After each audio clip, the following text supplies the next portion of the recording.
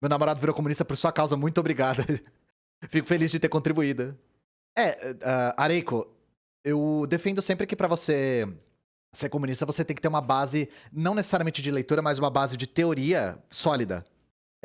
O que eu defendo também é que essa base não é muito grande. Eu não acho que você precisa ler os 3 volumes do Capital pra se tornar comunista, sabe? Mas saiba que, por exemplo, o documento que o Marx e o Engels fizeram pra divulgar as ideias do comunismo pros trabalhadores é o Manifesto Comunista. O manifesto é uma é um panfleto pra ser distribuído em porta de fábrica. Então, não se deixem espantar muito por, é necessário leitura. É necessário leitura. Mas não é uma leitura acadêmica, não é uma leitura que é feita pra assim, pessoas que têm ensino superior em humanas. Não é isso, sabe? Mas o manifesto é um panfleto feito pra ser lido em porta de fábrica. A questão é que a única dificuldade do manifesto é que ele tem a marca do tempo dele, ele tem 150 anos, né? Em que momento eu posso afirmar que eu sou marxista-leninista? A partir do momento que você consegue, de maneira sucinta e categórica, descrever o que é marxismo-leninismo. Stalinismo é muito ruim, como a galera fala. Primeiro, pra gente dizer se stalinismo é muito ruim, você precisa me definir o que é stalinismo, né? Tá acompanhando The Boys? Eu não curto muito. Assisti a primeira temporada, não gostei. No Instagram é História Pública Underline, gente, pra quem não sabe. Tenho dificuldade de diferenciar maoísmo do leninismo. Gustavo, eu entendi a confusão que você tá fazendo. Você tá confundindo o maoísmo da década... O chamado maoísmo da década de 60 com o maoísmo da década de 80. O que acontece com o rompimento da década de 80, só te respondendo rápido, é a formação de um bloco antirrevisionista. Nessa época, esse bloco era denominado de maoísta, principalmente porque ele era encabeçado pela China e pela Albânia, né? Mas a China era o país maior, assim, era o grande centro do antirrevisionismo dessa época. Depois, na década de 80, se funda o maoísmo como corrente teórico-metodológica. São 2 maoísmos diferentes, tá? Então a gente não costuma se referir ao fenômeno antirrevisionista da década de 60 como maoísmo mais. A gente fala de antirrevisionismo ou até pensamento Mao Zedong, que é uma das coisas que eram usados na época. Então, quando o PCdoB ou os Panteras Negras reivindicam o maoísmo, saiba que é esse maoísmo da década de 60 que era do bloco antirrevisionista. Agora, maoísmo hoje em dia significa outra coisa. O maoísmo é uma corrente teórico-metodológica fundada na década de 80. Essa corrente metodológica se diferencia muito do leninismo, então.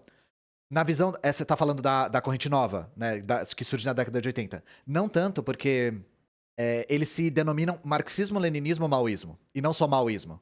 Então, pros maoístas, que começam a se organizar na década de 80 dessa forma, com essa corrente teórico-metodológica, para eles o maoísmo é uma elevação da teoria, assim como Lenin elevou o marxismo. Então, eles bebem das mesmas fontes que os marxistas-leninistas e adicionam mais táticas, mais filosofia, oriunda principalmente do pensamento do Mao Zedong e alguns do pensamento do Gonzalo. Mas aí depende de qual maoísta você está falando, porque não tem um só. O que você acha do pensamento gonzalista? Eu não me identifico muito com a filosofia do Gonzalo, confesso. Não que eu tenha uma leitura ampla de Gonzalo, mas eu não me identifico muito com a leitura dele, não. O Naninho perguntou o seguinte: Ian, se a China possui burguesia e lá existe propriedade privada, qual é o argumento usado para dizer que ela é socialista por quem assim a defende? Pois é, para começar a discussão, a gente tem que primeiro dizer que não existe uma lista de critérios que você tem que cumprir para que você seja considerado metafisicamente como uma experiência socialista. A experiência socialista é a transição entre o modo de produção capitalista e o modo de produção comunista. E aí, entenda por modo de produção a síntese entre relações de produção e forças produtivas, né? No caso da China, a China tem propriedade privada e tem burguesia. Só que não existe nenhum lugar dizendo que se você tem burguesia, se você tem propriedade privada, você não está em um período de transição para uma sociedade sem classes e sem Estado. Então o argumento é esse. Porque o socialismo é um período transicional, a mera existência da burguesia e da propriedade privada não é o suficiente para eliminar uma experiência como socialista. Agora, os argumentos de quem diz que a China não é uma experiência socialista são argumentos que dizem que a China não se encontra em uma experiência transicional. O cerne é isso. O cerne do argumento é esse. E não a mera existência da burguesia, exceto por alguns comunistas que acreditam que sim, se há propriedade privada e burguesia, não é uma experiência socialista. Não é uma experiência socialista. É capitalismo de Estado. Inclusive, são as pessoas que também encaram a NEP, a nova política econômica da União Soviética, como capitalismo de Estado. O comunismo é uma sociedade sem classes sociais e sem Estado. Então, não existe Estado sem capitalismo? Não faz sentido? Pois é, o Lenin usa o termo... O Lenin usa o termo capitalismo de Estado. O que o Lenin quer dizer com capitalismo de Estado? Ele não quer dizer que não existe... que existe capitalismo sem Estado, não é isso que ele tá querendo dizer.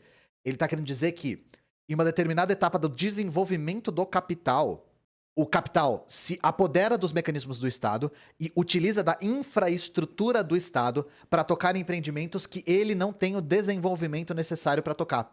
Então, para o Lenin, o paradigma de capitalismo de Estado é a Prússia. Então, por quê? Para o capitalismo continuar se expandindo na Prússia, ele precisava de grandes empreendimentos infraestruturais, de energia elétrica, de transporte ferroviário. O capitalismo não tinha desenvolvimento material ainda o suficiente para conseguir tocar esses empreendimentos maciços. Então, o Estado prussiano construía esses mega empreendimentos usando o aparato estatal, mas para a expansão do capital. É isso que o Lenin chama de capitalismo de Estado. É uma etapa do desenvolvimento do capitalismo. Então, por que chamam a NEP de capitalismo de Estado também? Antes de ter a coletivização do campo na União Soviética, houve uma política econômica de aperfeiçoamento das forças produtivas no campo. E os camponeses ricos, os kulaks, enriqueceram pra caramba nessa época. Então vocês entendem qual que é o argumento? Nós tivemos uma classe privilegiada, proprietária, que enriqueceu nos primeiros 10 anos da União Soviética. Da Rússia, né? Isso com empreendimentos do Estado. Empreendimentos de energia, de infraestrutura. Só que aí, qual que era a tática da União Soviética, né? Qual que foi a tática? E essa tática foi aplicada. É ter o poder político do Estado dominado completamente. A estratégia seria desenvolver as forças produtivas do campo, mesmo em regime de propriedade privada, até o ponto de que essa propriedade seria expropriada. Por que a União Soviética decidiu fazer isso no campo? Decidiu manter o regime de propriedade privada no campo por um tempo, para não causar desabastecimento. Eles tiveram a leitura, na minha visão correta, de que expropriar e coletivizar o campo de imediato ia causar um choque de forças produtivas tão grande que ia causar desabastecimento e ia ter uma escassez de alimentos muito grave. Então eles deram esse período transicional da nova política econômica, né? De manter a propriedade privada no campo, com a infraestrutura estatal otimizando a força produtiva no campo, mas mantendo o poder político do Estado para poder expropriar esse campo quando fosse necessário. A China se encontra numa NEP de 100 anos? Não sei. Não sei. Não sei mesmo. Então, a China tem cumprido suas metas? Pois é. Esse é um dos argumentos das pessoas que acreditam que a China está sim num período de transição. O que não quer dizer que a China não explorou visceralmente a sua própria população. Explorou. Não quer dizer que a China não cause desigualdade econômica na grande parte da periferia do capitalismo. Causa. Causa mesmo. Mas ninguém disse que um período de transição ia ser livre de contradições. Então, assim, minha opinião sobre a China, ela é complexa. A China dá uma dor de cabeça medonha, né? Não tem consenso sobre a China no PCB. Não tem consenso, E pra UP, a China é um país capitalista e imperialista. Essa é a linha da UP. Pode ser orientalismo da minha parte, mas faz sentido um povo com mais de 5 mil anos de história ter uma transição numerada. Não, eu não acho orientalismo da sua parte. Eu acho, inclusive, um argumento bastante pertinente, porque a visão de tempo da China é completamente diferente da nossa. Completamente diferente da nossa. A visão de ter... O tempo pra eles é uma coisa muito mais esticada.